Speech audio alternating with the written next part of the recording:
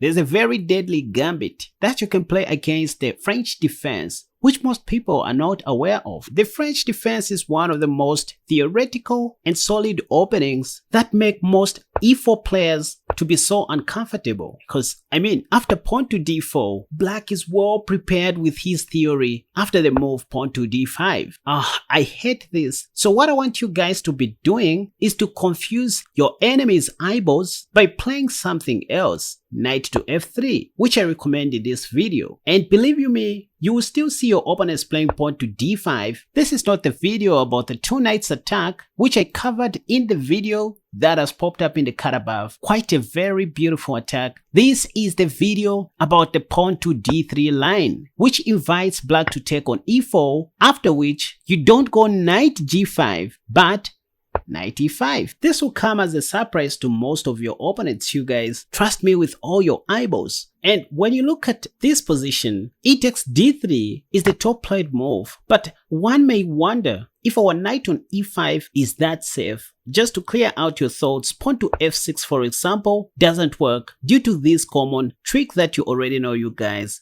Queen h5 check, and after pawn to g6, you take the pawn and next take the rook on h8, and that will force the black king to step up to e7, after which you're going to win the pawn. This will no longer be a gambit. Black is just down a full rook. Anyways, the top played move in this position is e takes d3, after which I do not recommend taking back on d3 with your bishop, but rather sacrificing another pawn on c2. What a different gambit that has no name at the time of this recording. Could this really be the knight variation? I don't think so. This should be Kaspar's gambit against the French defense. Anyways, the top played move in this position is of course d takes c2, which is a blunder because of queen takes d8, and after king takes the only move, you now play knight takes f7, double attacking the black king and the rook on h8. Let's say after king e8, you simply take that free rook, and after pawn to g6, you already know the idea. You simply go bishop d3, and on the next move, you don't take the pawn on c2. First of all, you damage black's pawn structure on the king side, give him a check after bishop takes g6, and after king f8, you go bishop takes c2. That's when you win that pawn. In this position, you are just a pawn up with equal number of pieces, but with a better position. Very good. Let's look at another line. Well, so we just saw how bad d takes c2 is, even though it is the top played move. But what if black plays the second most played move, knight to f6? Well, against this, I do not recommend to resign, but rather to take on d3 with your light squared bishop this time. This is a gambit, so the aim is rapid development, and just to ensure that you develop your pieces on their most active squares. For example, after bishop d6, you simply go knight c4, because your knight was under attack, castle shot by black, you go bishop g5, you're just playing active chess here.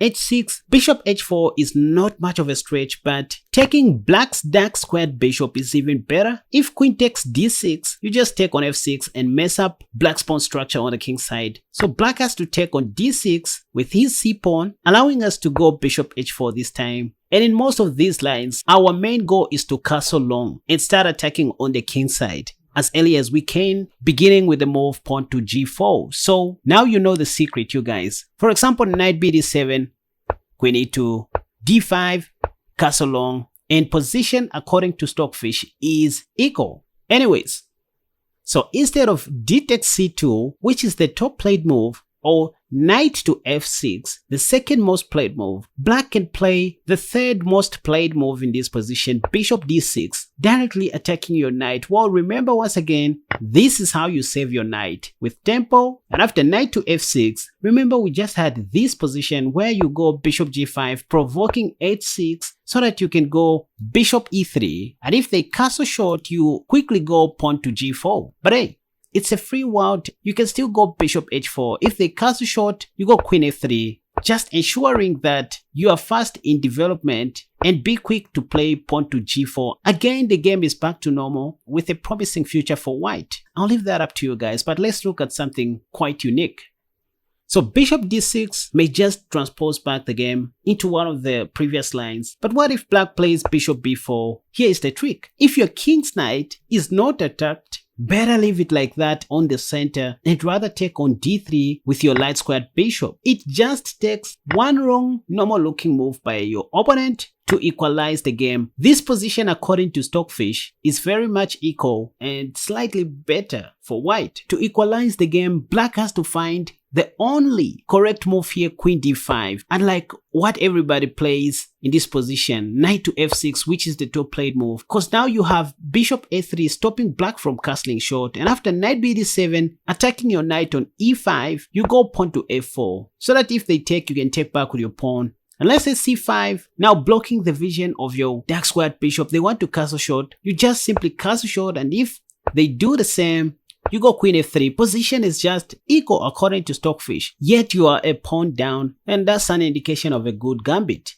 Anyways, so far we've looked at the d takes c2 line, knight to f6 line, bishop d6, and bishop b4. Now let's look at the two useless moves that you may see in this position.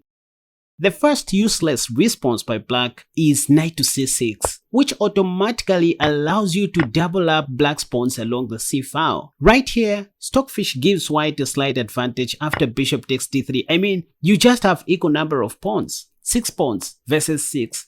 This is just 1 pawn here. This is a weakness. From here, you can just continue developing your pieces on their most active squares. You castle short, you develop your queen, rook b1, very important. You just continue playing chess here. So let's look at another useless move that black can try out in this position. So instead of knight to c6, the other useless move that you will see most of your opponents making is pawn to f6. I'm sure you already know this famous tactic, you guys, where we always play queen h5 check, because if pawn to g6, you simply take that poor pawn followed by the rook on h8 attacking the knight. So king f7 has to be played, after which you don't resign but go bishop takes d3, and there are some problems on the king side. For example, if knight bd7 or any passive move by black, we can simply go bishop takes g6 check, and on the next move win the free knight on g8. So that's why I did not even bother to cover this line in the introduction of this video. But hey, even if they don't play pawn to g6 after you play queen h5 check, if they don't play pawn to g6 and let's say go king e7, you have queen f7 check, and after king d6, you can simply go knight takes d3. Remember, whenever your knight on e5 is under attack, you want to take back on d3 with tempo. And after queen e7, black is desperate to exchange queens. You don't want to trade off your powerful queen with your opponent's weak queen. Keep that in mind. Not all trades are equal. You go bishop f4 check, giving black one more chance to blunder with something like e5, after which you mate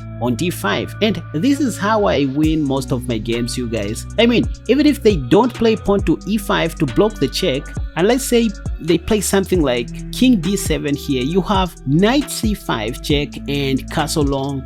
You continue putting more pressure on the center, and I just don't know what else you can do here. Anything is possible. So hey, you guys, there you have it. If at all you liked this video, be sure to hit the like button and subscribe to my channel if at all you haven't already, cause that's how you encourage me to keep on making more wonderful videos just like this one. And hey, be sure to visit my website www.kasperchess.com and check out my courses that are very affordable at the moment, and also sign up for my free masterclass and get yourself a free mini course. What else? Until next time, go and check your opponent's eyeballs. Bye bye.